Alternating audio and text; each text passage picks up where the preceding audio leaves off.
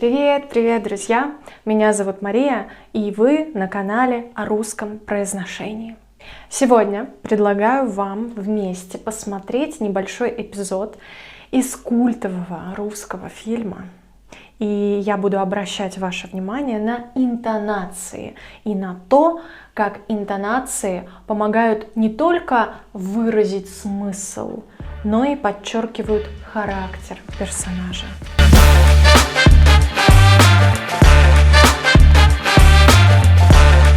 Сегодня мы будем смотреть отрывок из фильма «Брат 2».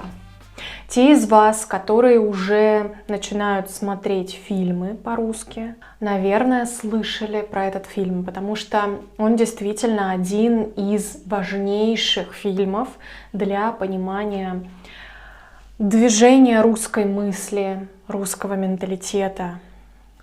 Короче, культовый фильм, одним словом. Но перед тем, как мы начнем, напомню вам, что если вы вдруг еще не подписаны на мой канал, очень приглашаю вас подписаться, чтобы не пропустить новые видео про русское произношение, про то, как говорить по-русски красиво, как звучать как носители русского языка. И еще одно важное напоминание, и уже начнем работать. Уже в декабре будет мастер-класс, посвященный интонациям русского языка. Записаться можно по ссылке в описании. Давайте так, сначала я покажу вам этот небольшой монолог, и вы его послушаете без моих комментариев, хорошо? Можете включить субтитры, чтобы точно понимать, что говорит персонаж. А потом я уже прокомментирую. Вот скажи мне, американец, в чем сила? Разве в деньгах? Вот и брат говорит, что в деньгах. У тебя много денег, и чего? Я вот думаю, что сила в правде. У кого правда, тот и сильней. Вот ты обманул кого-то, денег нажил, и чего, ты сильней стал? Нет, не стал. Потому что правды за тобой нет. А тот, кого обманул, за ним правда. Значит, он сильнее. Вот так вот. Вот такой вот монолог я взяла для сегодняшнего видео. Для начала должна сказать несколько важных вещей. Многие люди, особенно фанаты этих фильмов, первой части «Брат» и второй части «Брат 2», думают, что в этом монологе и заключена главная мысль, суть всего фильма и даже суть вот этого персонажа. И я все-таки склоняюсь к тому, что фильм этот немножко сложнее. И чтобы понять этот монолог, желательно посмотреть фильм целиком и проанализировать персонажа, который произносит вот эти слова. Потому что этот фильм все-таки не басня, где мораль заключена в 3 последних строчках, и указывая на них, мы можем вот сказать, вот это хотел сказать автор. И еще одна и самая важная мысль, которую я постараюсь пронести в течение всего этого разбора и хотела бы донести до вас, это мысль о том, что интонация не только помогает выразить мысль, выразить правильно мысль, но и подчеркивает характер говорящего, характер человека. И вот в данном случае персонажа, который произносит эти фразы, зовут персонажа Данила Багров, играет его актер Сергей Бодров. Этого персонажа и на самом деле этого актера, да, манеру этого актера отличает простота, искренность, прямота. И эти понятия будут очень важны для сегодняшнего анализа. Простота, искренность, прямота. Я думаю, я не преувеличу, если скажу, что Сергей Бодров вызывает симпатию очень у многих людей. Вызывал симпатию очень многих людей. Этот актер и этот персонаж, его персонажи нравятся очень многим людям. именно благодаря простоте, искренности, прямоте. Качествам, которые просто обезоруживают. Так вот, давайте посмотрим, с помощью каких средств достигается вот этот эффект простоты, прямоты и искренности. Сейчас, когда я начну анализировать этот отрывок фразу за фразой, обращайте внимание на то, что персонаж использует короткие фразы, простые конструкции, несложные конструкции. Его логика очень прямая, очень очевидная, очень в лоб. В его словах много простоты, наивности и уверенности. И вот эту всю уверенность, простоту, очевидность помогает ему выразить интонация. Интонация 2.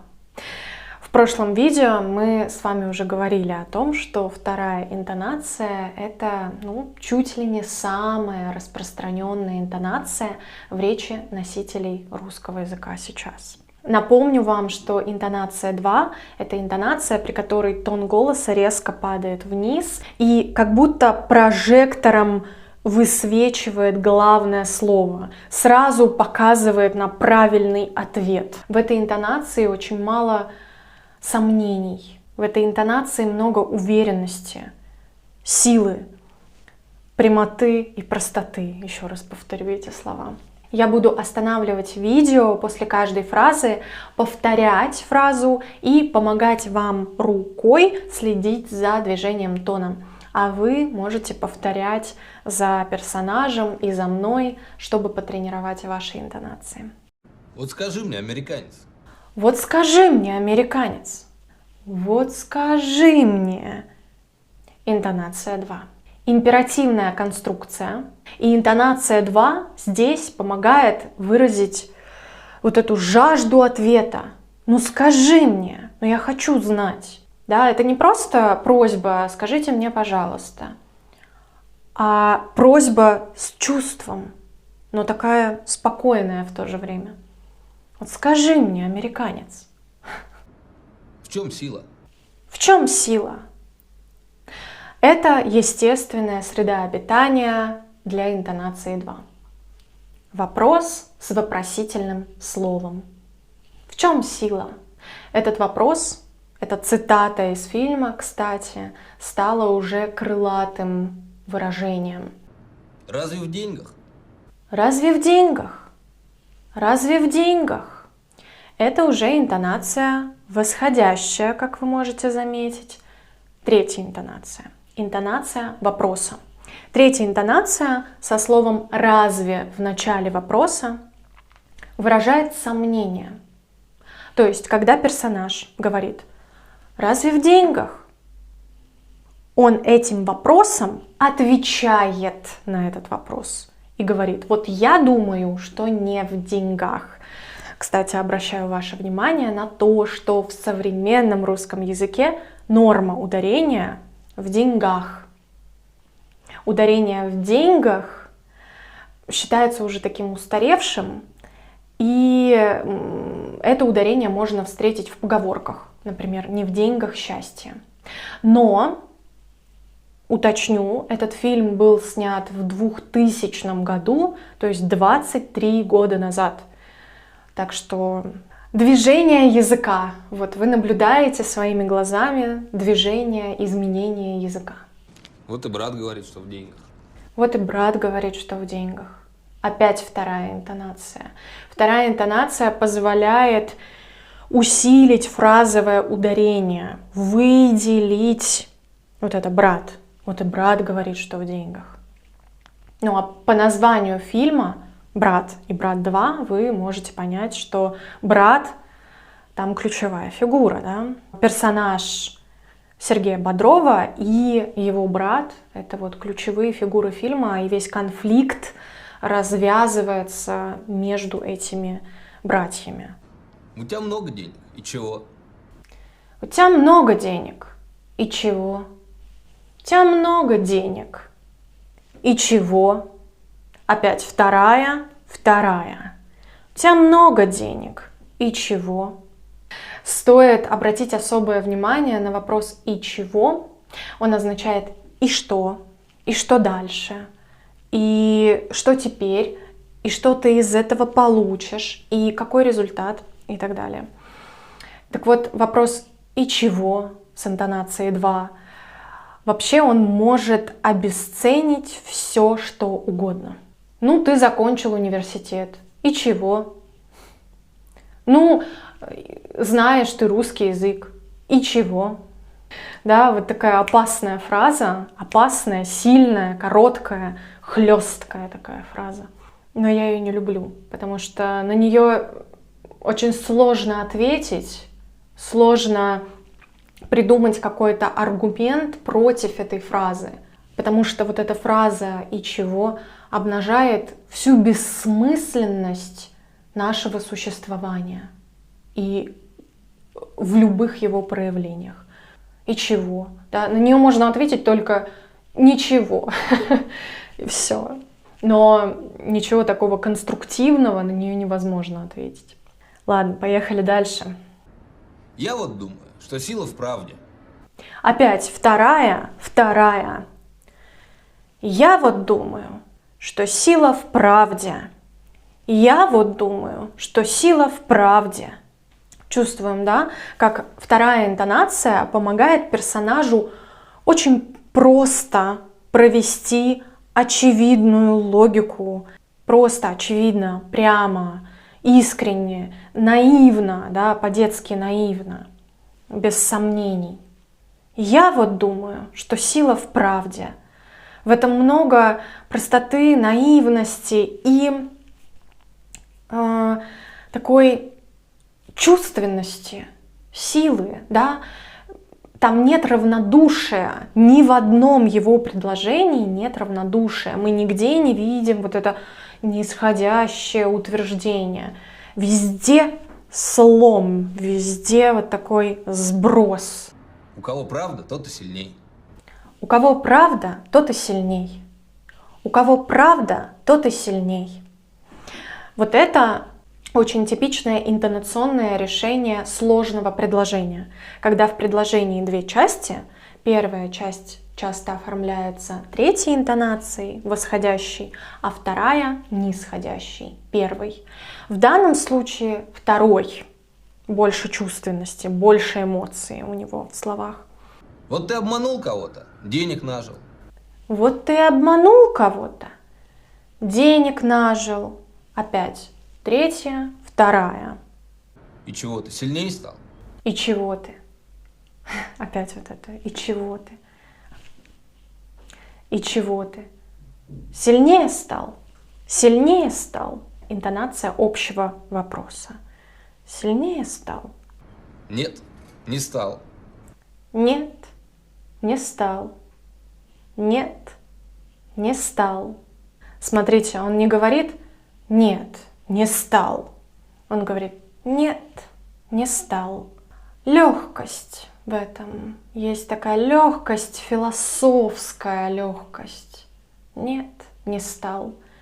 Да? И это интересно, как они совмещаются. Вот эта простота, прямота, простота решений, простота логики и философское отношение к жизни. И вот все это в одном монологе и в одном персонаже. Наверное, поэтому Сергей Бодров так всем нравился. Потому что правды за тобой нет. Потому что правды за тобой нет. Вот он, ответ. Вот он, мой правильный ответ. Потому что правды за тобой нет. А тот, кого обманул, за ним правда. А тот, кого обманул, за ним правда. Обманул, правда. Конфликт. Да? Значит, он сильней. Значит, он сильней. Значит, он сильней. Опять вторая интонация. И этой интонацией и заканчивается этот отрывок. Я думаю, что сегодня вы сами убедились в том, что вторая интонация действительно часто используется русскими людьми, сейчас, во всяком случае. И знаете, интересная штука, если вы будете смотреть советские фильмы, то вы заметите, что там другие интонационные решения, другие интонационные рисунки. Там интонация больше восходящих интонаций. И это передает какую-то торжественность и надежду, и интересно. Интересно, я подумаю об этом побольше, поспрашиваю, посмотрю, послушаю, понаблюдаю. Пока еще рано делать выводы, потому что непонятно, это выражает менталитет, характер, или это школа актерского мастерства диктовала другие правила. Если вы услышали что-нибудь, что упустила я, а это был короткий разговор, это был короткий разбор, и я не обратила ваше внимание на все маленькие детали. Так что если вы что-то услышали, напишите об этом в комментариях, поделитесь. На меня подписаны музыканты, так что если ваш музыкальный слух вам что-нибудь подсказывает, поделитесь этим со мной и со всеми нами. Если вам понравился такой формат, разбор фильма вместе, то, пожалуйста, дайте об этом знать. И, может быть, в 2024 году мы продолжим работать в таком формате с вами. А на сегодня это все. Я благодарю вас за просмотр, благодарю вас за ваше внимание и поддержку. Спасибо большое. Не пропустите мастер-класс про русские интонации, который будет уже в декабре, уже совсем скоро. И до скорых встреч. Пока-пока.